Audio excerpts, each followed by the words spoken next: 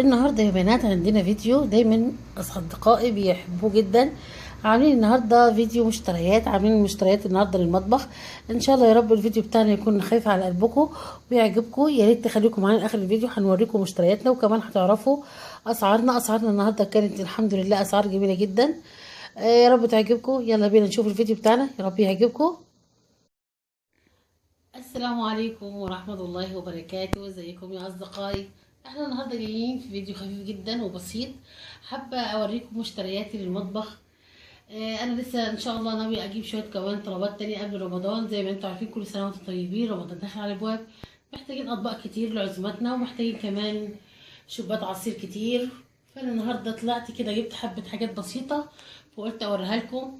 وجبت حاجة تانية ان شاء الله برضه هوريها لكم. خلاص انتوا بقيتوا عيلتي الجديدة اللي انا بحبها جدا جدا، وبحب اخد رايكم واعرف ذوقكم. انا جايبه حاجات النهارده بسيطه باسعار كانت يعني شبه معقوله، ان شاء الله هتعجبكم.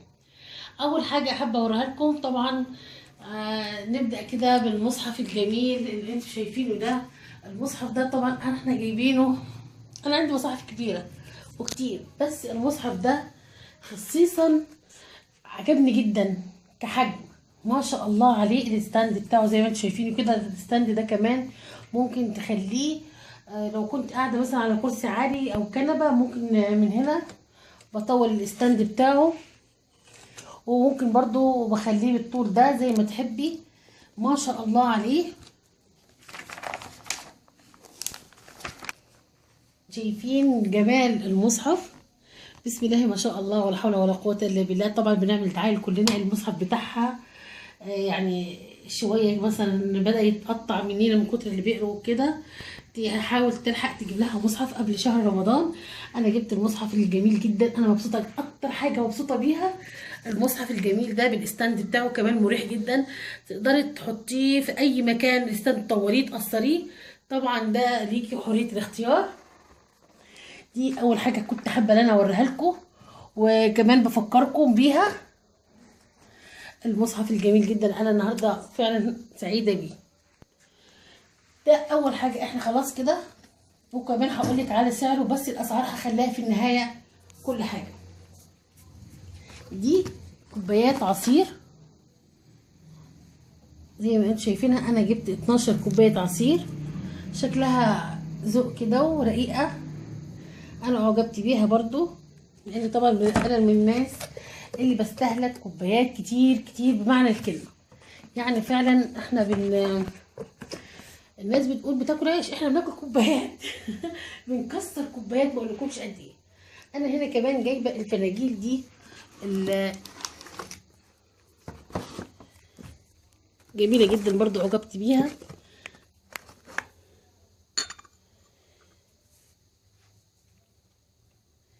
فنجان القهوه ده، انا عندي فناجيل صيني صراحه اتكسرت مني، فعندي طقم طبعا انا بخليه للضيوف. خفت طبعا الاولاد يخشوا عليه، فلقيت الفناجيل دي شكلها كده ذوق وسيمبل يعني. فخلاص ان شاء الله انا جبت منها 12 فنجان.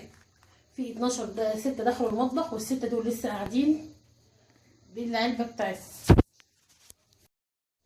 ومعايا هنا كمان الفناجيل دي جايباها للشاي. الفنجان ده كده شكله برضو عجبني، والأكمان يعني صراحة كانت معقولة جدا النهاردة معايا.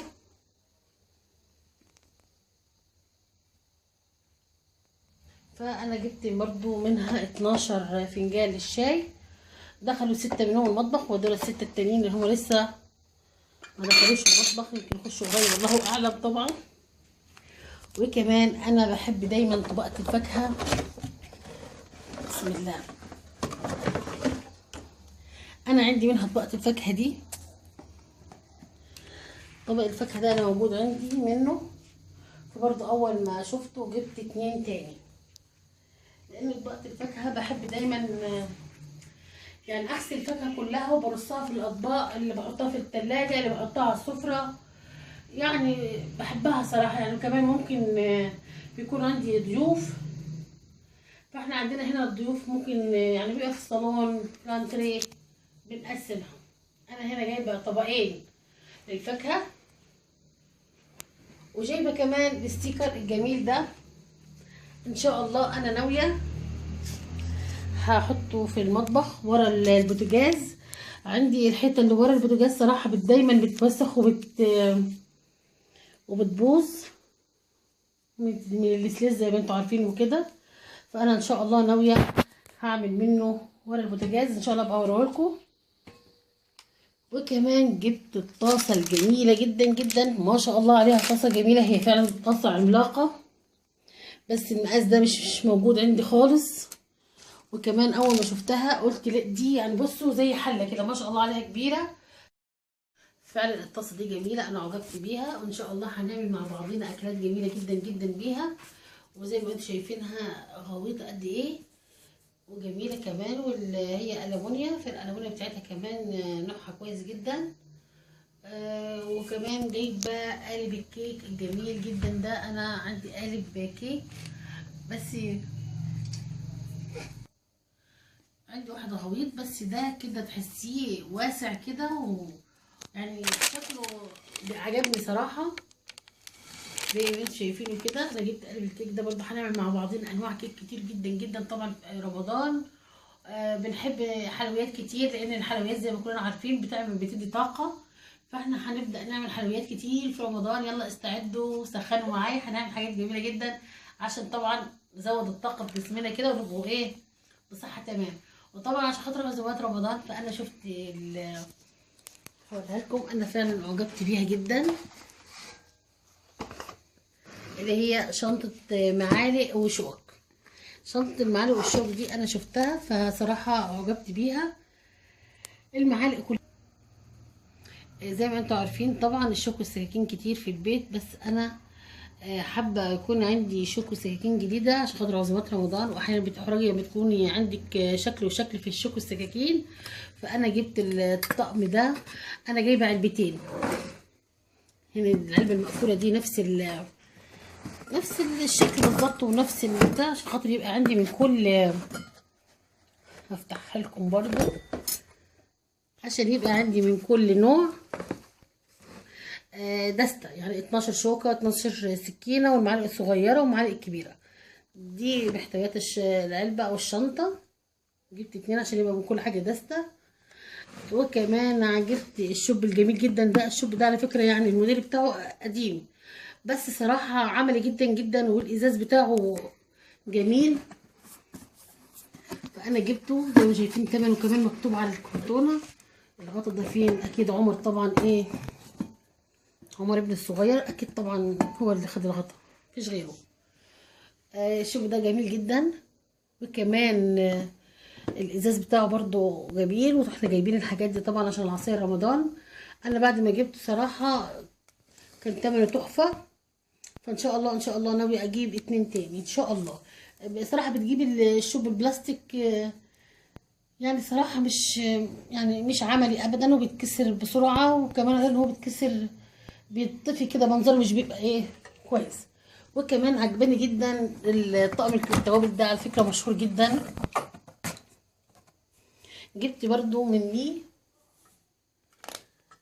علبتين، يعني ان شاء الله هما 6. دي كانت مشترياتنا، وان شاء الله اذا ربنا اراد برضو لسه انا محتاجه حبه حاجات كده بسيطه قبل رمضان هنزل ان شاء الله اشتريها. وكمان اكيد هاجي اوريها لكم واقول لكم الاسعار. انت كده ممكن بتكوني بتسوقي وانت موجوده في البيت تعرفي الاسعار، وتشوفي كمان ايه احتياجاتك وايه الحاجات اللي انت المفروض هتجيبيها الفتره اللي جايه. فاحنا كده هنبدا ونقول بسم الله. اول حاجه المصحف الجميل بالاستاند بتاعه ده، ثمنه ما شاء الله عليه جميل جدا، يعني هو طبعا يستاهل اكتر من كده بكتير، بس طبعا انتوا عارفين كلكم المصاحف اثمنها غاليه، فما تستغليش ثمنه. انا جايباها ب 250 جنيه بس طبعا بالاستاند بتاعه.